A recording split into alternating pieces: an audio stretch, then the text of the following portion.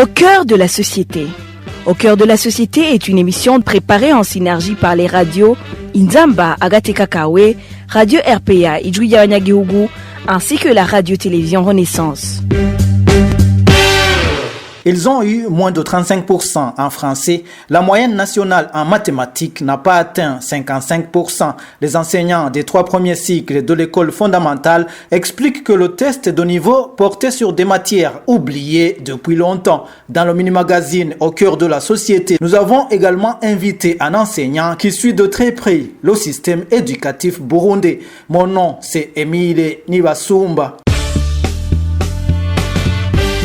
Bienvenue dans cette émission de la synergie des médias. 32,72%, c'est la moyenne nationale obtenue au test de français fait par près de 42 000 enseignants des 3 premiers cycles de l'école fondamentale. La mairie de Bujumbura a été la première au classement. La province Rumonge a été la dernière. En mathématiques, la moyenne nationale est de 53,66%. La province Ngozi occupe la tête du classement. La province Rutana est en queue de classement. Dans le test de français, les enseignants devaient répondre aux questions relatives à un texte donné, aux voix passives et actives, aux discours directs et indirects, ainsi qu'à la démarche méthodologique. Nos confrères de la télévision Renaissance ont demandé à certains enseignants pourquoi ils ont eu des échecs à ce test d'évaluation des compétences.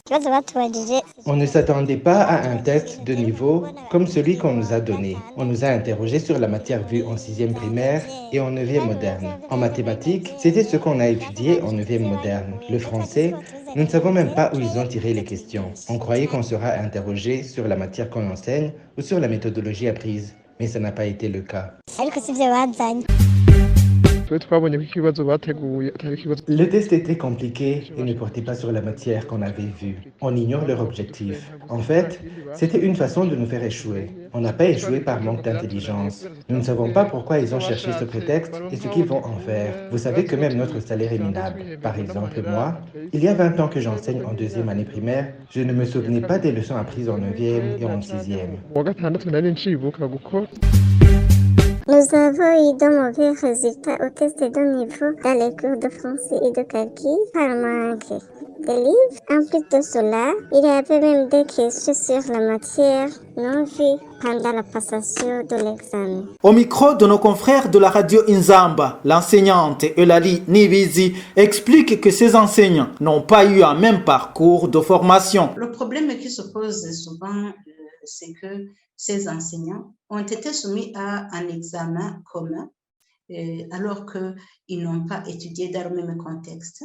Nous avons des enseignants qui proviennent de plusieurs promotions, de plusieurs écoles, des écoles qui sont organisées différemment. Il y en a qui proviennent de l'école normale de 7 ans, il y en a qui proviennent de l'école du lycée et renforcées par une formation pédagogique d'une année. Il y en a qui proviennent du lycée pédagogique, il y en a qui proviennent de l'EFI, il y en a qui ont interrompu l'université, qui sont à l'école primaire, il y en a qui ont interrompu le secondaire. Il y a des qualifiés et des non qualifiés, des qualifiés pédagogiquement et des non qualifiés pédagogiquement. Alors, nous avons donc des enseignants qui ont été formés dans plusieurs écoles et une fois au service, ils n'ont pas bénéficié de renforcement des capacités qu'on appelle le recyclage. Et ce recyclage qui se trouve, si vous voulez, à 2 niveaux, en recyclage au niveau scolaire, c'est un encadrement permanent. L'enseignant qui vient de faire 10 ans et même 5 ans au premier ou au 2e degré de l'école fondamentale ne se souvient plus du français qu'il utilisait à l'école secondaire quand il était étudiant. Ce n'est pas ce français-là, c'était un français de haut niveau. Il leur fallait un niveau de français proportionnel à leur domaine d'enseignement parce qu'ils ne sont pas appelés à enseigner des textes littéraires et de faire des analyses de textes du niveau que j'ai vu. Selon Eulalie Nibizi, des formations de recyclage sont nécessaires pour ces enseignants. S'ils commencent ces recyclages-là, je conseillerais qu'ils puissent quand même revoir le système même de promotion dans la carrière. Et pour que les enseignants qui ont un même niveau d'enseignement puissent échanger leur expérience au niveau du degré, puissent bénéficier d'un encadrement adéquat en procédant à une nomination conséquente des personnels d'encadrement. Il faut d'autres réformes au niveau de la carrière, parce que si vous avez à gérer des directeurs d'école qui n'ont pas les mêmes compétences, qui ont été nommés dans des conditions uniques, chacun ayant été nommé pour des raisons, je dirais même personnelles, parce que les raisons ne sont pas officiellement. Et donc, je recommande que la nomination d'encadrement se réfère bien précis, qui sont définis à travers le plan de carrière. Et l'autre conseil, c'est qu'il y ait des échanges d'expérience. D'ailleurs, c'était prévu qu'il y ait échanges d'expérience au niveau des communes.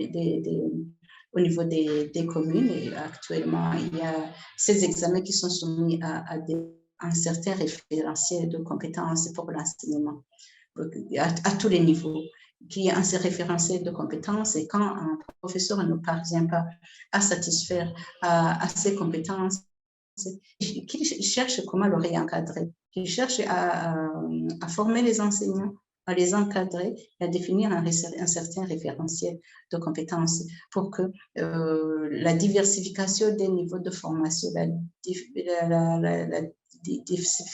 diversification des diplômes ne constitue pas un obstacle pour le lauréat, mais aussi pour les élèves à former ultérieurement. Les organisateurs du test d'évaluation des compétences des enseignants recommandent aussi la formation continue et régulière qui, selon eux, s'avère nécessaire et urgente, surtout en français. Cette formation adaptée serait même étendue aux administratifs scolaires, selon eux. Et voilà, c'est par ici que nous mettons un point final au mini-magazine Au cœur de la société. À la présentation, c'était Émile Niwasumba. C'était l'émission Au cœur de la société.